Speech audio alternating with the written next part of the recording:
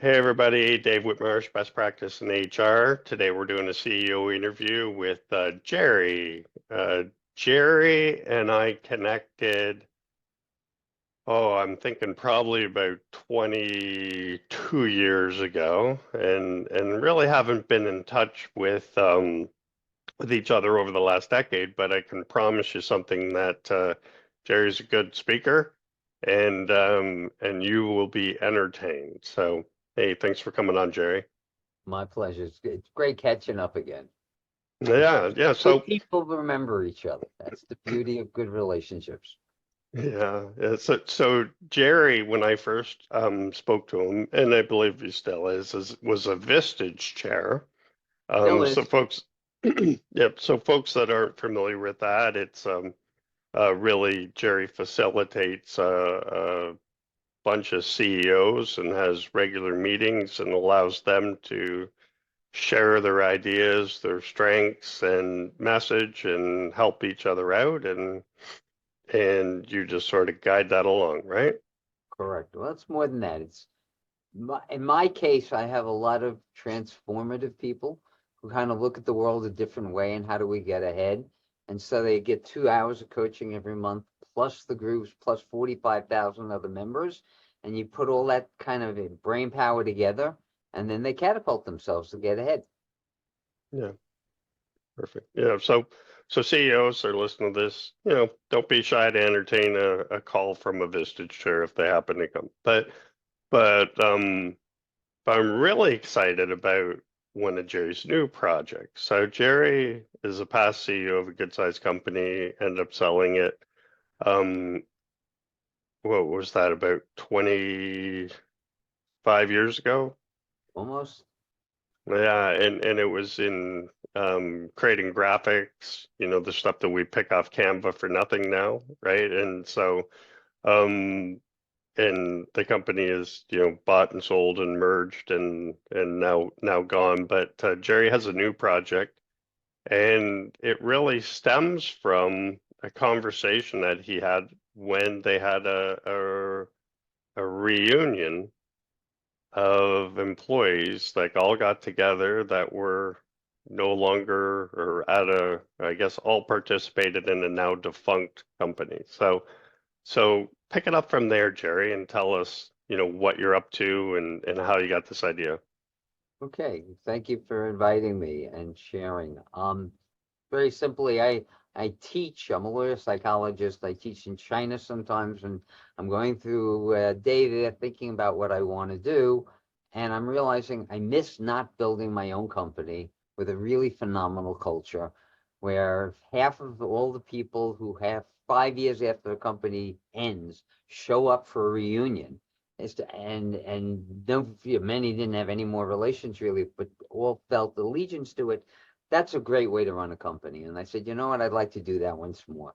And I've tried to find something that would be evergreen, something that would not like Brilliant Image, where we started using computers and then computers changed, and now you can do it on your phone, you project, what would last longer. And I came up with the solution that there was a problem that nobody talks about really, and it's aging. And it's not a problem, it's a wonderful thing because we should all have that problem that we can keep Hmm. being older and grow. And I'm watching this because I'm in Asia, I'm teaching in China, and I'm watching what's happening in Singapore and Japan and China, and realizing people are living into their 80s and 90s, and many of them are vibrant. So unlike the Americans who said, well, when you retire at 65, that you're almost ready to retire from life, and maybe you'll have a couple of golden years, their attitude was, you could do more. And I said, what a great way to look at this, maybe. Let's see what we could do to build a company on that. So fast forward 2 years and looking at lots of different options, we created Age Brilliantly. It's a .org. You can all take a look at it and get a feeling for it. And belonging is there's no charge. Um, the concept's really simple. If you think about it, when you were in school in your formative years, elementary school, junior high school, your parents would always say, get good grades, do the right things, get some part.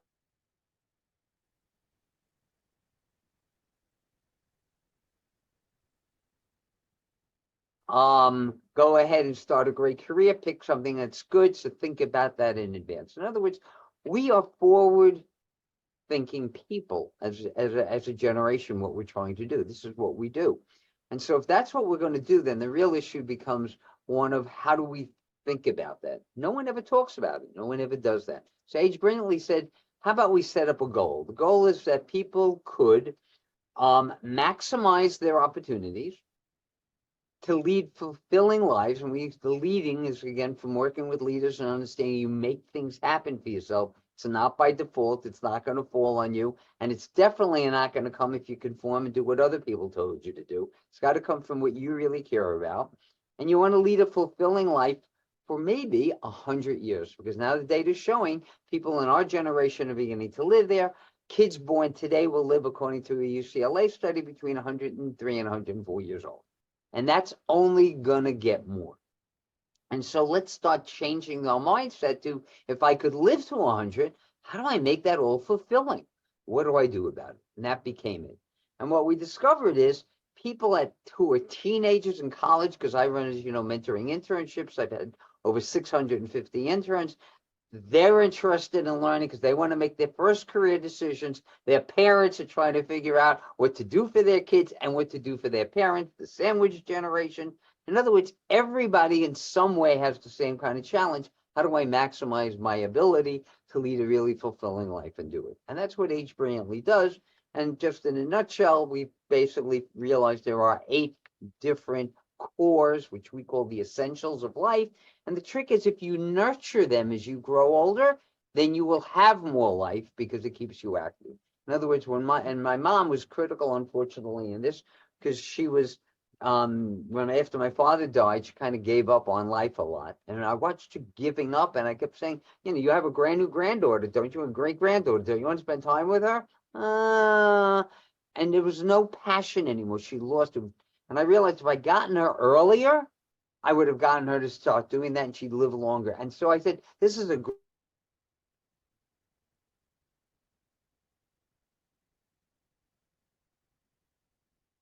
the 8 essentials, just so everybody knows: health, because without our health, we lose our mobility and ability to act in what we want to do.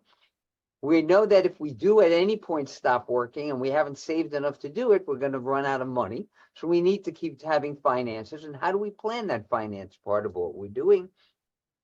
Relationships. There's the Harvard longitudinal study, which is the classic. There's 5 different researchers who've been focusing on it. John F. Kennedy was in the first cohort. It's an amazing study, but it comes down to, what is it that predicts best people who are happy and live long? Relationships, that they have a significant relationship. So each of these, there's something you can do to do it. It's passion, it's purpose, it's learning, it's time mastery, career development, so that you have something that ties it all together.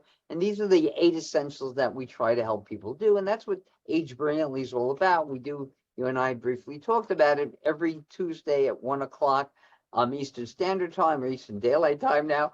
It's the same thing. We provide a 1-hour virtual workshop to educate people on what they're doing and how they can do it. And so that's what it's about. And the goal is to do this here. Right now, we're piloting in the United States. We will from there expand to a couple of more cities to show how it works. And then the goal is to make this a global public company, because the concept of aging happens to every human being the minute you're born. It doesn't stop till the minute you're not alive anymore. And during that period of time, how do you maximize fulfillment?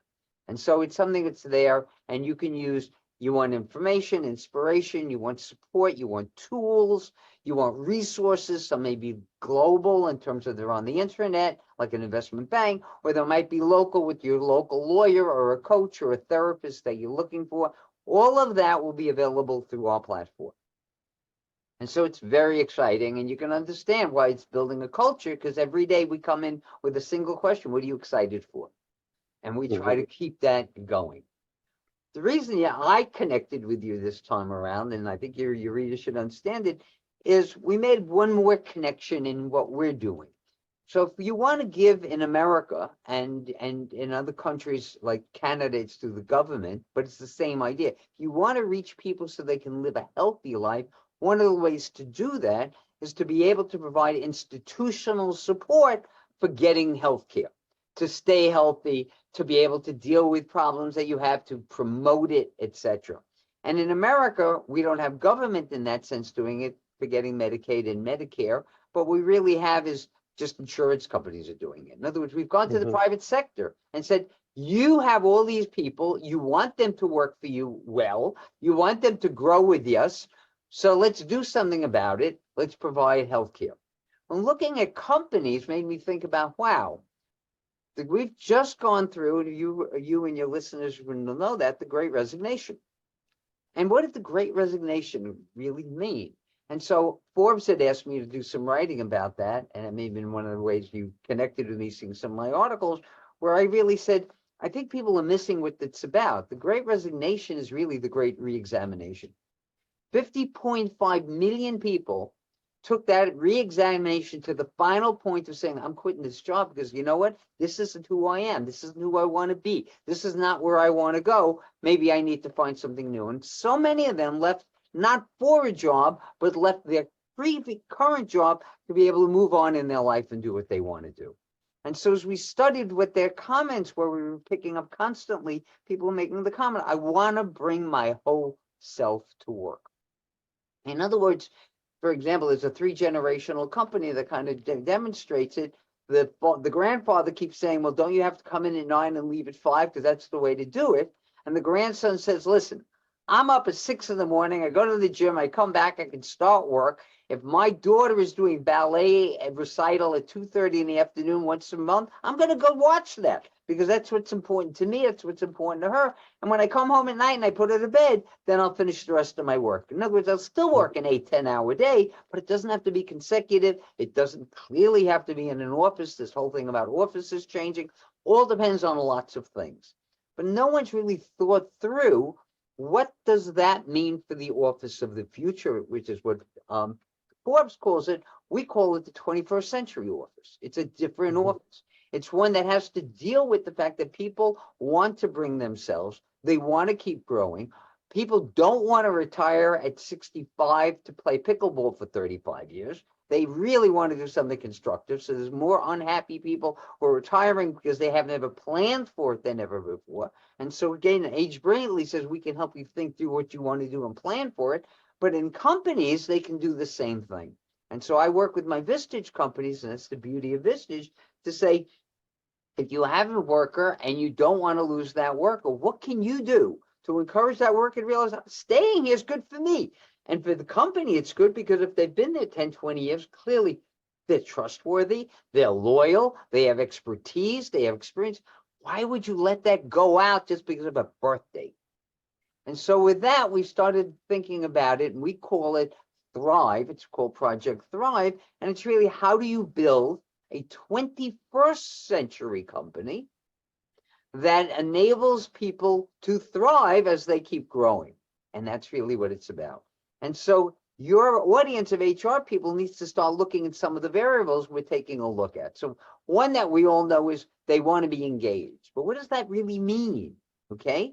Well, we've said from the very beginning, there's an old sentence we've all grown up with.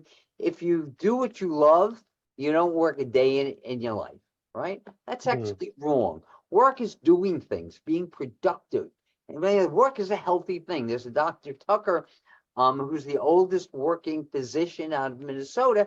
And when someone interviewed him on his 100th birthday, he's got the quote, the headline of the article is retirement is the enemy of longevity, because you start losing purpose.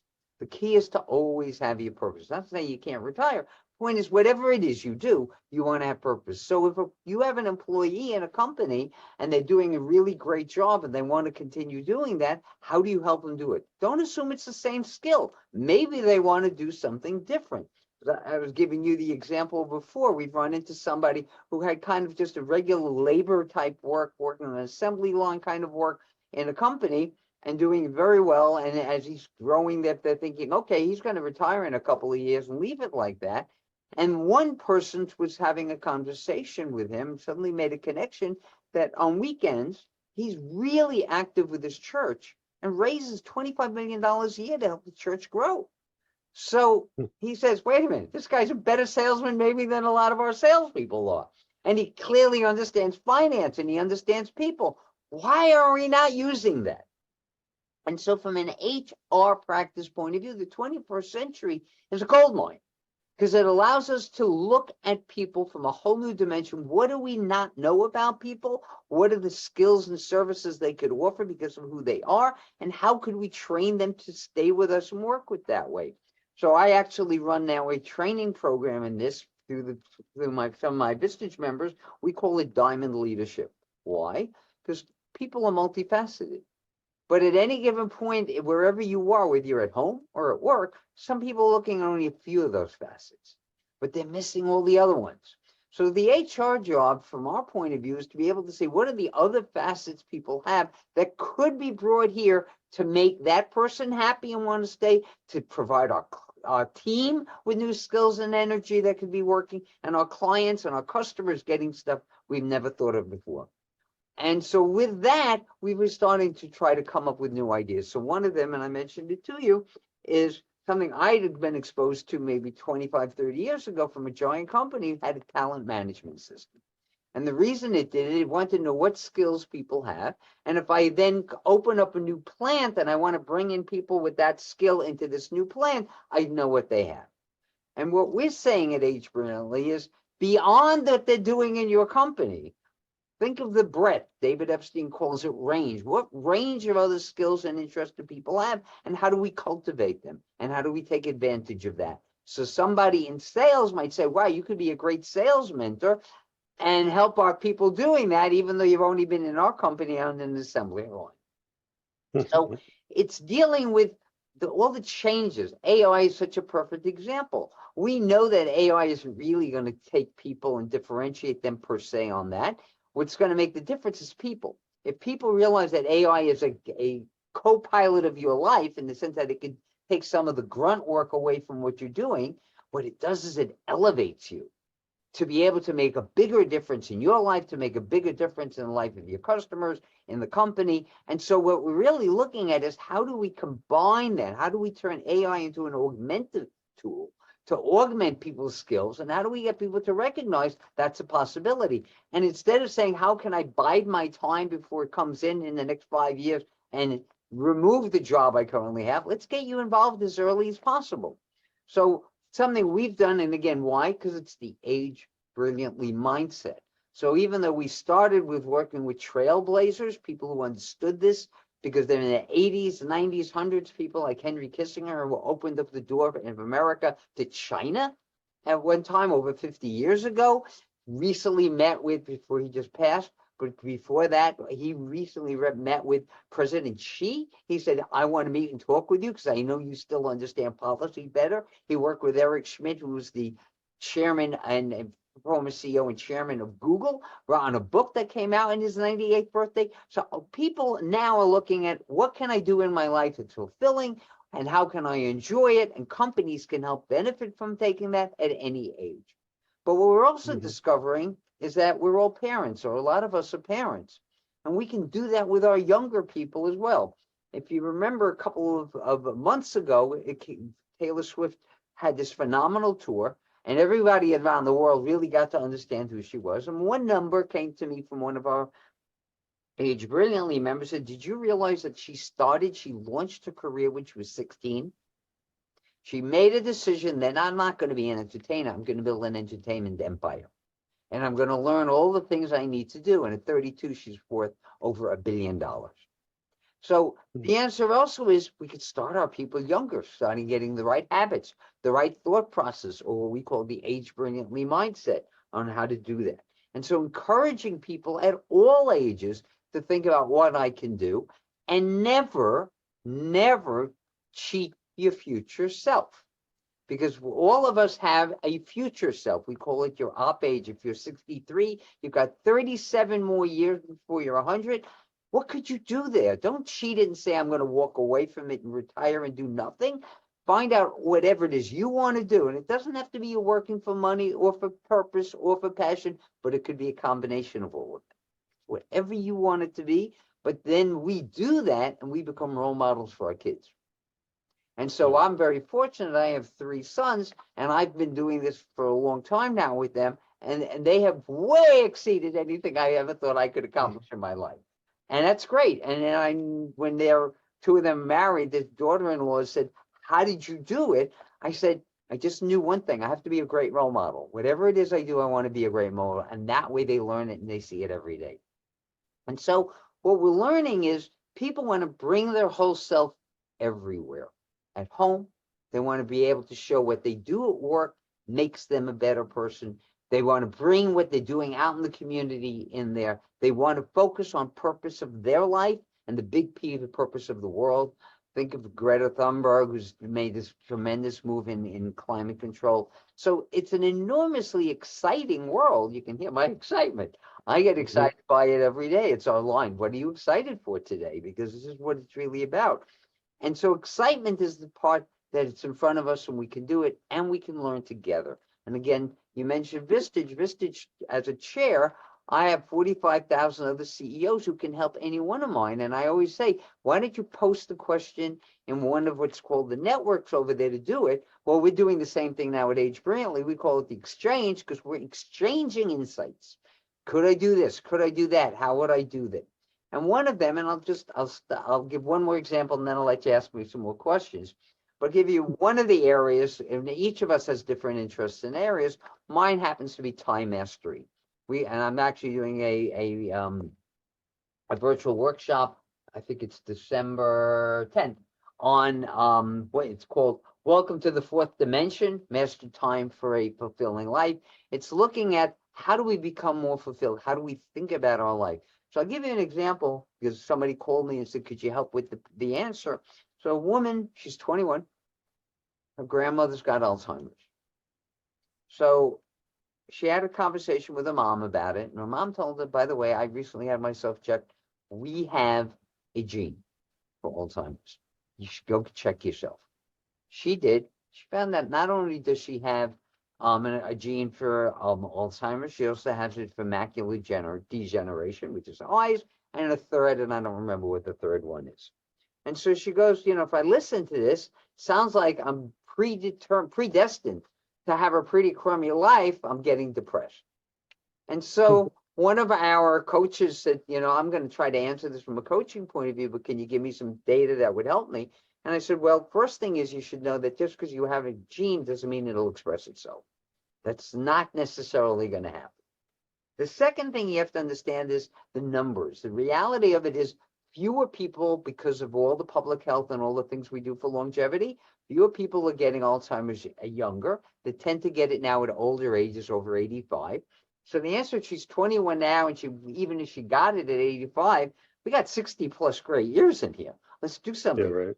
And you should know that that number has gone from 4% of people getting it to 3%, but the number of people getting it because people living longer might actually be larger. So when people give you the absolute number, it might be larger, but you have to understand the base has also got larger. The second part is, for the first time in the history of the world, we now have certain pharmaceutical companies that are coming up with new drugs that are beginning to treat it. It's brand new. It's literally a year old. We've got 2 drugs out there that the FDA in America approved. And it doesn't have a lot of impact and it doesn't make that much of a difference, but that's how you start. Okay. We never had anything to help cancer. And now how many people survive cancer for so many years because we've done that. And we said, what you need to do is realize that time is not a commodity like inventory that you store and can hold. It doesn't work that way. Time is like surfing. You surf through time. You use it well. You get a great wave. Go have a great time. The trick is to take a look at your next 60 years and think, what are all the things you would like to do? Where would you like to go? What you could do? And enjoy it. And then watch the literature. See what happens. It is very possible that in 30 years from now, we've got a complete cure for Alzheimer's. And you've had a great life and you'll live to 110 and be able to do whatever you're doing.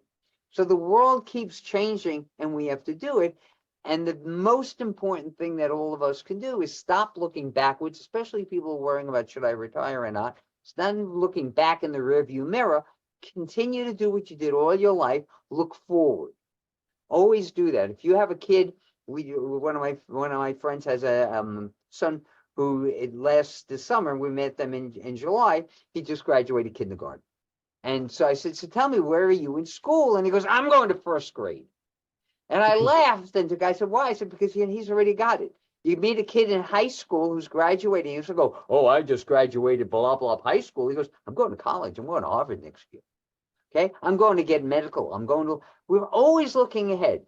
Unfortunately, people have taken retirement in the wrong way, and they've seen it as an end. What it is not. It's just simply another transition, which you can go through and not. You can collect your money and continue working, which increasingly I watch my Vistage members and their staff doing, because people want to stay vibrant to be able to have better lives.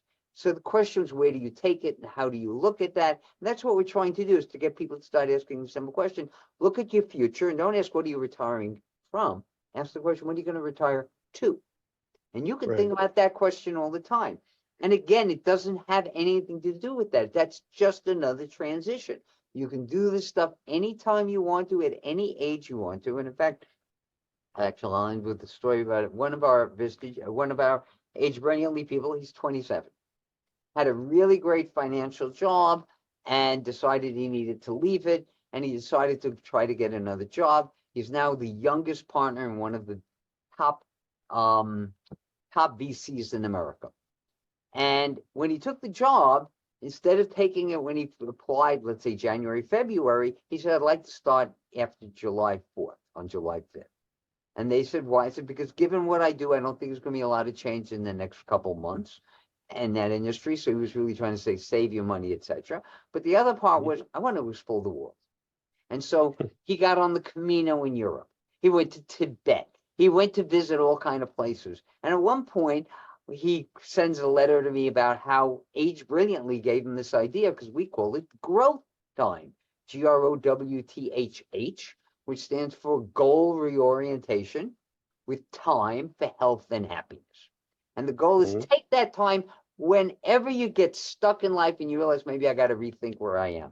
So he had done that, and he wanted now to figure out, when he goes into the next stage, how does he build a more holistic life around doing it?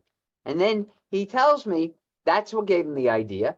And then he would send me pictures while he's on the Camino, where most people are retired, because the answer is, who can afford 35 days in a row in the middle of the year to go and take off from work? You can't. And he says, but it's great because they feel I can talk to them and they can talk to me, and I'm having a ball. So our whole world is going to be better if we're not defaulting to other people's conformity rules, but instead we're leading ourselves to go for what's exciting and what we can do. And if we get our companies to do that for employees, recruiting them is going to be a piece of cake. Keeping them is going to be a piece of cake. And that's why the great companies like McKinsey and Pfizer and all them, they all have alumni associations that they use to keep these people in the loop, because they know they can make a difference.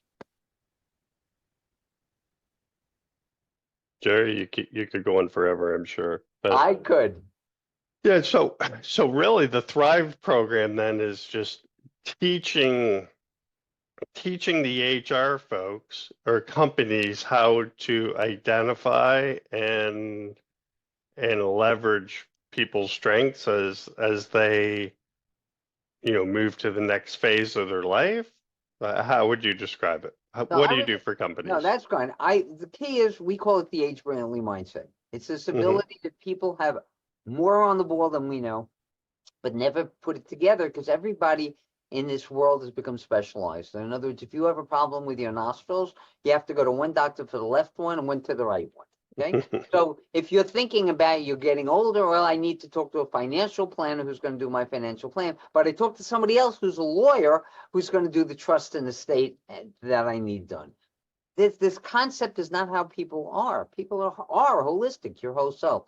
So the Age Brilliantly mindset puts it all together. So it could be an educational program that we do in companies, and it could be a lunch and learn. It could be an executive briefing. We start teaching them to think that way, and we help bring in some of these resources they may need to be able to pull it together, but allowing them to start thinking about it for themselves, for their life, so they're bringing that mentality to their job, seeing it in what they're doing, training their people. For example, one of the trends right now is you have more older people staying, fewer younger people coming, which means for the first time in the history of the world, you have a good number of people who are being managed, whoever their supervisors, who are younger.